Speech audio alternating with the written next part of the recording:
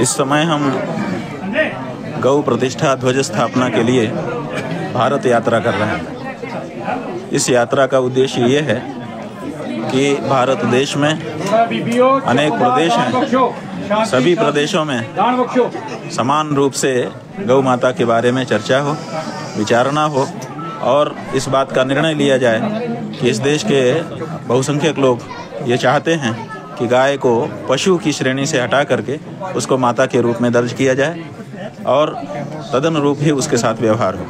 तो बहुत लंबे समय से, आज़ादी के भी पहले से ये मांग हमारे पूर्वजों ने की थी।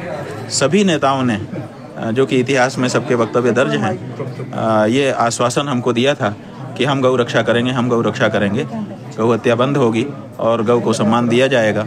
भारत के संविधान की धारा 48 में भी कहा गया था कि गौवध नहीं होगा और गौ का संवर्धन संरक्षण होगा। लेकिन भारत देश की सरकारें संविधान की शपथ लेने के बाद भी गौ माता की हत्या को नहीं रोक पा रही हैं, बल्कि उसको बढ़ाती चली जा रही हैं। और अब हमारा भारत देश, जो गाय की पूजा के लिए जाना जाता था, वो गौमांस के निर्यात में विश्व के दूसरे नंबर के देश में आ गया है। केवल ब्राज़ील अब हमसे आगे है, बाकी बड़े बड़े देशों को हमने इस मामले में पीछे पछाड़ दिया है। गाय की संख्या निरंतर घटती चली जा रही है। आज़ादी के समय जितनी गायें थीं अब उससे बहुत कम होकर के अब समाप्ति के कगार पर हैं। ऐसी परिस्थिति में हम गौ भक्तों ने ये निश्चय किया कि इस बात को केंद्र सरकार और राज्य की सरकारों के सामने रखा जाए और वहाँ से हमको प्रतिसाद मिले। हमें प्रसन्नता है कि हमारी इसी यात्रा के दौरान महाराष्ट्र के शिंदे सरकार, जो एकनाथ शिंदे जी हैं, उन्होंने गाय को राज्य माता के रूप में कैबिनेट का प्रस्ताव करके अध्यादेश जारी करवा दिया। और गुजरात में जो प्रतिपक्ष के नेता लोग हैं, उन्होंने कहा है कि हम प्राइवेट मेंबर बिल लाएंगे। और राजस्थान के 40 विधायकों ने हमको पत्र सौंपा है, जिसमें उन्होंने अपने मुख्यमंत्री से मांग की है कि गौ माता को राज्य माता घोषित किया जाए। और इसी तरह से दूसरे राज्यों से भी अच्छे समाचार मिल रहे हैं। बहुत उत्साह के साथ लोग इस यात्रा से जुड़ रहे हैं। तो इसी क्रम में हम आज जम्मू कश्मीर में भी आए हैं। जम्मू कश्मीर में भी रणबीर दंड संहिता जब तक लागू थी 1932 ईस्वी से, आज़ादी के पहले से भी रणबीर दंड संहिता के अंतर्गत गौ मांस को रखना, गाय की हत्या करना और उसका व्यापार करना, ये सब बहुत ही दंडनीय अपराध था। लेकिन धारा 370 हटाने के नाम पर रणबीर संहिता की उस धारा को हटा दिया गया और अब 2019 ईस्वी से जम्मू कश्मीर राज्य में गौ हत्या पे जो कोई पाबंदी थी वो सदा के लिए हट गई। अब यहाँ पर कोई भी रोक नहीं है। तो ये दुखद है। यहाँ की जो जनता है, चाहे वो हिंदू हो चाहे मुस्लिम हो, सब गाय के प्रति अच्छी भावना रखते हैं। और यहाँ के लोगों को लंबे समय से, चूँकि इस प्रदेश में गौ हत्या पर पाबंदी थी, गौ मांस के उपभोग पर पाबंदी थी, तो यहाँ के लोगों को ऐसी कोई आदत भी नहीं है। तो ऐसी स्थिति में हम चाहते हैं कि बुरी आदत लगने से पहले पुनः जो रणबीर संहिता की ये गौ रक्षा के बारे में धारा थी, उसको फिर से शामिल किया जाए और जम्मू कश्मीर वो राज्य बने जिसमें गौ माता को माता का सम्मान मिले। इसी के लिए आज हमने जो जम्मू में जो हमारी कौन गौशाला, सनातन श्रीधर गौशाला के प्रांगण में हमने गौ प्रतिष्ठा ध्वज की स्थापना की है और यहाँ के लोगों को संबोधित किया है और बहुत अच्छा लोगों का प्रतिशत मिला। आप जम्मू कश्मीर में नई सरकार बनी है, उनसे भी ये आग्रह करने वाले हैं कि गोमाता का स्थान जो है वो दिया जाए गाय को? जी, हम अभी हमारी 4-5 दिन की और यात्रा शेष है। लगभग 29 प्रदेशों में हम जा चुके हैं। 3 प्रदेशों में हमारे प्रतिनिधियों ने जाकर के गौ प्रतिष्ठा ध्वज की स्थापना कर दी है। तो अब केवल 3 या 4 प्रदेश बचे हैं। 3-4 दिनों में हम वो भी पूरा करेंगे। पूरा करने के बाद पूरे देश की रिपोर्ट लिखते हुए केंद्र सरकारों को और राज्य सरकारों को हम एक पत्र भेजेंगे और उस पत्र के माध्यम से पूरे देश की जो भावना है उसको उनसे मांग करेंगे। और उसी क्रम में जम्मू कश्मीर की जो नई सरकार बनी है उसको भी शुभकामना देते हुए ये प्रस्ताव हम उनके सामने रखेंगे। एक चीज़ देखी जा रही है कि कई राज्यों में जो रिलीजन लेवल पर जो है आपस में कई भेदभाव हो गए हैं। कई जगह हिंदू मुस्लिम को मारने की घटनाएं सामने आ रही हैं या कई जगह हिंदू मारे जा रहे हैं। तो कैसे आप इसे देखते हैं, ये जो हो रहा है इसके पीछे क्या, कौन है और क्यों हो रहा है? देखिए, हमारा यही कहना है कि देश में जो हमारी एकता की भावना थी, समरसता की भावना थी, जिसको सामान्य शब्दों में भाईचारे की भावना कहते हैं, वो कमज़ोर पड़ती चली जा रही है। देखने में यही आ रहा है। तो हम चाहते हैं कि हमारी माता अगर एक हो जाए तो हमारा भाई भ्रातृत्व जो है वो बहुत सघन हो जाएगा। तो जब सब लोग किसी एक को माता कहेंगे तो उस माता के कारण हम सब में भ्रातृत्व पनप जाएगा और फिर ये घटनाएं होना बंद हो जाएंगी। महाराज, इसी से जुड़ता हुआ एक प्रश्न है। उन्नाव में एक घटना सामने आई जहां पर हिंदू समुदाय के लोगों को मंदिर बनाने नहीं दिया जा रहा और वहां से कहीं ना कहीं लोग पलायन कर रहे हैं, इसको आप किस तरह से? अब देखिए, अगर कहीं पर किसी को कुछ नहीं करने दिया जा रहा है, आप उन्नाव का नाम ले रहे हैं, तो वहाँ की सरकार इस मामले में बैठी हुई है। इस देश में सबको अपने कानून के अनुसार भूमि क्रय करने का, भूमि पे भवन निर्माण करने का, और अगर वो भवन उपासना स्थल के रूप में, पूजा घर के रूप में बनाना चाहता है, मंदिर के रूप में, तो उसको मंदिर बनाने का अधिकार है। अगर कोई आकर के कहता है कि नहीं तुम नहीं बना सकते, तो सरकार काहे के लिए? सरकार इसी के लिए होती है कि जहाँ पर कोई दादागिरी करे, कानून से विरुद्ध जा करके किसी को धमकाए चमकाए, सरकार इसी के लिए होती है। तो इसका मतलब उन्नाव की सरकार कमज़ोर पड़ रही है, वहाँ के लोग ज़्यादा बलवान पड़ रहे हैं, तो ये तो अच्छा नहीं है। सरकारों को इस मामले में बलवान होना चाहिए। स्वामी जी, एक अभी आप लोगों से जब बात कर रहे थे, आपने कहा कि कई जगह आप जाना चाहते थे मगर वहाँ आपको अलो नहीं किया गया। ये वाकया एक बार फिर बताएंगे, क्या क्या हुआ, कहाँ? नहीं, हम ये चाहते थे कि हम पूरे देश में जाकर के हर प्रदेश में जो गाय के बारे में चर्चा है उसको आरंभ करें और वहाँ के लोगों की जो भावना है उसको भी समझें।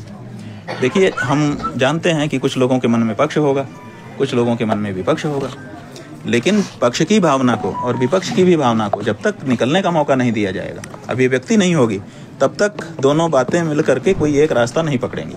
इसलिए पक्ष रखना भी उतना ही जरूरी होता है जितना विपक्ष रखना। तो हम चाहते थे कि जहाँ पर विपक्ष भावना है वहाँ पर भी हम जाएं और उनकी भी बात सुनें और मिल करके रास्ता निकालें। तो हमको जो उत्तर पूर्व के राज्य हैं उनमें से कुछ राज्यों में, विशेष करके नागालैंड में जहाँ पर भाजपा समर्थित सरकार है, भाजपा के जो वहाँ के अध्यक्ष हैं उन्होंने पत्र जारी करके पहले तो एक वक्तव्य दिया कि शंकराचार्य यहाँ हमारे प्रदेश में नहीं घुस सकते क्योंकि वो गाय की बात कर रहे हैं, और फिर उन्होंने उस पत्र में ये भी लिखा, आशय यही था कि गाय खाना हमारी संस्कृति का हिस्सा है। तो हमको तो बड़ा आश्चर्य हुआ कि भाजपा तो राष्ट्रीय पार्टी है और राष्ट्र में ऐसी कौन सी संस्कृति है जिसमें गाय खाने की बात है। तो लेकिन तब तक उनकी कैबिनेट का ही प्रस्ताव आ गया, कैबिनेट ने पारित कर दिया कि शंकराचार्य को प्रवेश न दिया जाए। तो जब हम नागालैंड के एयरपोर्ट पर गए तो वहाँ पर हजारों पुलिस लगी हुई थी और उन्होंने कहा कि आप बाहर नहीं जाते, बड़े अफसर आए थे। हमने उनसे पूछा कि बताइए आप क्यों हमको रोक रहे हैं, कारण? तो उन्होंने कहा कि लॉ एंड ऑर्डर ख़राब हो जाएगा, इसके लिए लॉ एंड ऑर्डर को मेंटेन रखने के लिए हम आपको रोक रहे हैं। हमने उनसे कहा कि लॉ एंड ऑर्डर क्यों ख़राब हो जाएगा? हमने जब नागालैंड के खिलाफ कोई शब्द बोला ही नहीं, नागालैंड के खिलाफ कोई काम किया ही नहीं, नागालैंड की जनता को, नागालैंड की संस्कृति को, नागालैंड की सरकार को, नागालैंड के किसी व्यक्ति को हमने कुछ जब कहा ही नहीं, तो क्यों लॉ एंड ऑर्डर खराब होगा? और अगर आपके पास कोई रिकॉर्ड हो कि हमने कहीं पर वक्तव्य दिया हो, कहीं पर हमने लिखा हो, कहीं पर हमने पढ़ा हो, आप ऐसा कोई हो तो हमको दिखाइए। तो ऑफिसर बोले कि हमारे पास तो ऐसा कोई रिकॉर्ड नहीं है, आपने तो कभी ऐसा कुछ नहीं कहा और ना किया है। तो हमने कहा, तब बोले साहब हम नहीं कह सकते, हमारे पास तो चूंकि ऑर्डर है तो हम तो ऑर्डर का कंप्लायंस करेंगे। हमने कहा ठीक है, हम आपकी मजबूरी समझते हैं क्योंकि आप अधिकारी हैं, आदेश का पालन ही आपकी प्रकृति है, इससे ज़्यादा आपकी विवेक तो है नहीं आप में, आप मुख्यमंत्री से बात कराइए। तो उन्होंने कहा कि हम मुख्यमंत्री से डायरेक्ट कैसे बात करा सकते हैं, हमारे बस में वो भी नहीं है। हमने कहा तो आप किसी जिम्मेदार व्यक्ति से बात कराइए जो हमसे बात कर सकता हो, हमें पता तो चले कि हमारा अपराध क्या है, कि हम अपने ही देश में, इस देश के नागरिक होने के नाते भारत के हर प्रदेश में जाने का और एक धर्मगुरु होने के नाते भारत के संविधान में प्रदत्त अधिकारों के अनुसार अपने धर्म का प्रचार करने का। यहाँ तक कि अगर हम दूसरे धर्म की कोई बुराई भी अपने धर्म के प्रचार के लिए करते हैं तो वो भी मतलब अनुमन्य है हमारे संविधान में, यहाँ तक छूट मिली हुई है। तो हम तो ऐसा कुछ कर ही नहीं रहे हैं, अपने धर्म की बात कहने में, अपने हृदय की बात कहने में हमको रोक नहीं है, आप जाने दीजिए। तो उन्होंने कहा साहब हम कह नहीं सकते हैं और कोई व्यक्ति आपसे बात करने के लिए हम नहीं ला सकते हैं, हम तो अपना आदेश पालन करेंगे। तो हमने कहा नहीं, हम तो बात किए बिना नहीं जाएंगे। तो उन्होंने कहा कि ऐसा करिए कि आप अपना वीडियो रिकॉर्डिंग और एक पत्र हमको दे दीजिए तो हम मुख्यमंत्री जी के पास पहुंचा देंगे। तो हमने वो बना दिया, बना करके अपनी बात पूछी और कहा कि 7 दिन के अंदर इसका उत्तर दीजिए। लेकिन वो 7 दिन तो कब के बीत गए, अभी तक तो हमारे पास कोई उत्तर नहीं आया। तो ये जो सरकारें हैं ये जनभावना को अनदेखी कर रही हैं, अपना स्वयं का, अपने हृदय का एजेंडा चला रही हैं, जनता का एजेंडा नहीं चला रही हैं। और नागालैंड से हजारों लोगों ने उसके बाद अलग अलग तरह से हमसे संपर्क किया और कहा कि आप आइए। तो वहाँ की जो जनता है, जब वो हमको बुला रही है, उसके बाद भी आप हमको क्यों रोकते हो? लेकिन फिर भी सरकारें रोक रही हैं। इसका मतलब है कि सरकारें जन भावना के अनुरूप नहीं बल्कि अपने एजेंडे पर अपना काम करना चाहती है। आपने कहा कि लोगों को चाहिए वोट से चोट करें, लगता नहीं आप इस तरह की जब चीज़ें बोलेंगे तो सरकार सीधा आपके खिलाफ हो जाएगी? देखिए, हमारे खिलाफ तो सरकार है ही है। हम इस देश के एक आम आदमी हैं, ठीक है ना? आम आदमी के खिलाफ ही तो है सरकार। किस आम आदमी के पक्ष में कौन सी सरकार खड़ी है? कोई एक उदाहरण बता दो आप।